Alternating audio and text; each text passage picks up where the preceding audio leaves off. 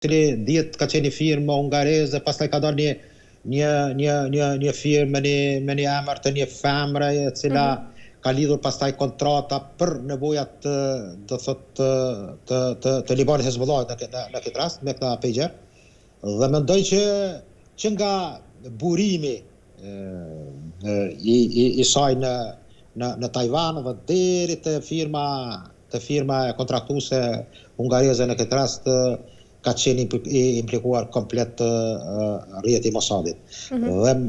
mendoj që kjo goditje e tillë ka thyr çdo imagjinat, mund ta them, të asaj se deri ku mund të shkojë fuqia e një shërbimi inteligjent. Dhe mendoj që efekti ka qenë jashtëzakonisht i sakt dhe mund të them që njëra ndër shkallët ose mund të them dëmet që është bërë strukturave ushtarake të krahut të Hezbollahut ka qenë ky aksion. Dhe mendoj që arritja e tillë dhe mund të them komplet kjo arkitekturë e krijuar e zhvilluar në hapa dhe në konspiracion dhe në detaje përmes këtij aksioni dhe me firmën e tillë në Hungari, besoj që është diçka që mund të them realisht është ndonjëherë mund të thuhet e papërsëritshme, por mendoj që fuqia e tillë e Mossadit për të hyrë në teknologjinë e tillë dhe të arrijë që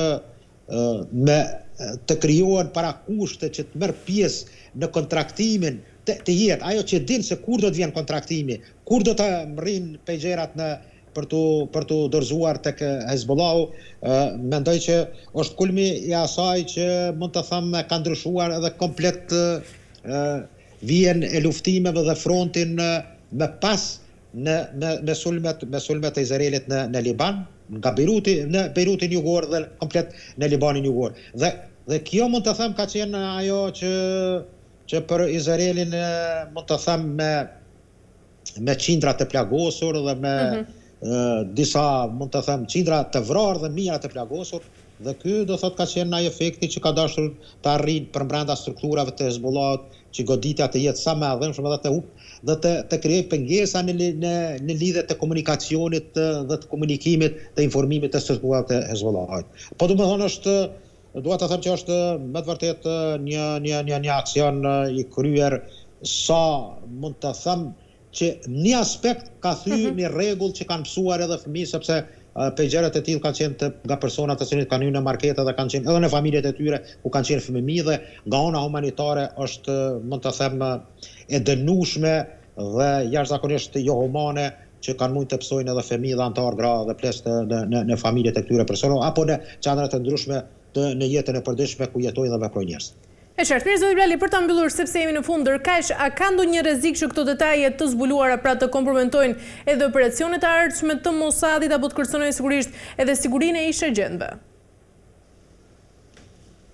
Po ta kompromitojnë fuqinë e shërbimit izraelit njerëz pak a shumë hajde mos them kanë paranoja, por çdo gjë që mund ndodh nesër mund të vëhet gishti të ky shërbim, dhe do thotë nënën a rrezikojnë mund të them punëtorët operativët e Mossadit me siguri që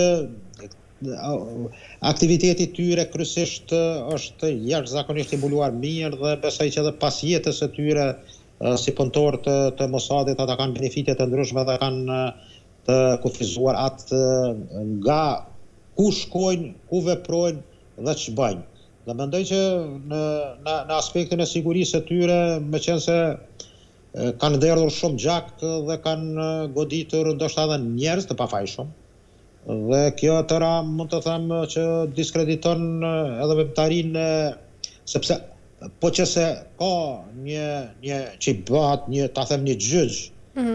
këtyre veprimtarive, atëherë me siguri, meqense Izraeli nuk përfill këto aspekte, sepse ai mban, mund të them, edhe me kode, sepse këta persona në shumicën e rasteve kanë, mund të them, një kod të veçantë ose një emër të mbuluar dhe mendoj që operacionet e tilla do të kenë edhe në të ardhmen dhe nuk mendoj që këto aktivitetet do të marrin fund me një